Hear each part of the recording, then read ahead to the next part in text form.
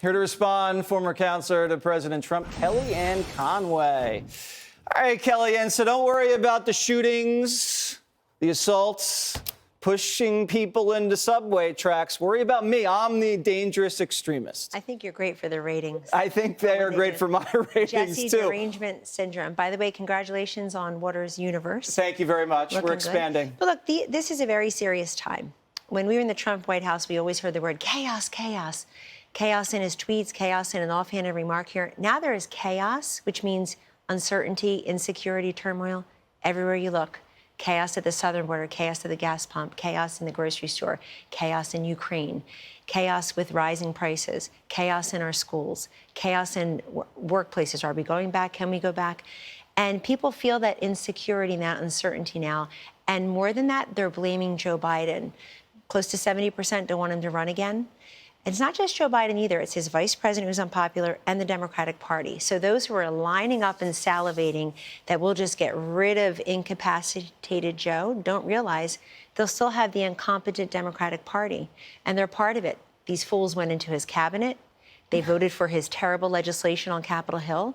So they're, like Joe Biden, Jesse, they're going to own and eat all of his policies. Crime, it's just like 1994 all over again. I worked on the Contract with America as a backbencher with Frank Luntz, with Newt Gingrich, with Haley Barbour. And that Contract with America, by the time we were polling the public and polling candidates and office holders and other opinion leaders, crime was up there with the economy as a top issue. Go back and look at the polls in the summer of 1994. I'm seeing that all over again. But it means that security and affordability are the two themes going into these midterms. And on both, Joe Biden scores very poorly. And the cable networks are denying crime's a problem. I don't see how that's going to solve their credibility crisis. And that's just idiocy. Something happened today. I'm a little bit jealous because it didn't happen to me. We'll set it up this way. Remember what Joe Biden said on his first day in office? Roll it. But I'm not joking when I say this. If you're ever working with me and I hear you treat another colleague with disrespect, talk down to someone, I promise you I will fire you on the spot. On the spot. Well, Joe might not realize it, but he's fired. Listen. Will you take questions on inflation then? Let's move. Thank you. Thank you Do you all. think inflation is a political liability ahead of the midterms? That's a great asset. More inflation. What a stupid son of a bitch. Now, Ducey is a stupid SOB, but I'm the only one who's allowed to say that. The president can't say that. They're working overtime tonight on social media, I'm sure, with the whataboutism and Trump, et cetera.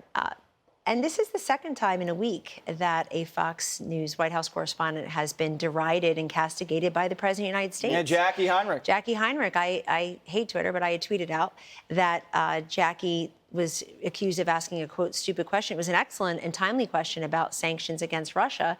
And there, President Biden called her question stupid. Here, he called the actual reporter stupid. But this is a guy who, in that same NBC News poll, Jesse, is seen as no longer easygoing and likable. So his personal attributes have created, along with job approval of these major issues.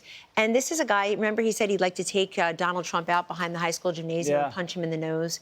So this is a guy with a terrible temper. He's not taking happy pills on the weekends in Wilmington, clearly. But a serious point on the crime thing very quickly. George Gascon in L.A., Larry Krasner in Philadelphia, Alvin Bragg here in Manhattan.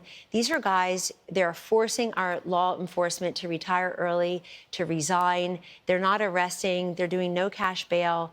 The enhanced sentencing are happening. In L.A., the train people, United Pacific, asked for help with the supply chain crisis. They're letting criminals ransack and then have a second chance to do it again the same week. This is serious. They want you to not believe there are homicides. We either have dead bodies or we don't. We had 12 cities breaking homicide records last year on Joe Biden's watch. It's a real thing. If Biden would get as angry as he did with Peter Ducey about crime in this country, I think people would respect that a lot more. Let's see it. But it's a Democratic problem, not just a Joe Biden problem. All right, Kellyanne. Good luck. Thank you. Kellyanne has no problems.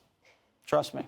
Hey, Sean Hannity here. Hey, click here to subscribe to Fox News YouTube page and catch our hottest interviews and most compelling analysis. You will not get it anywhere else.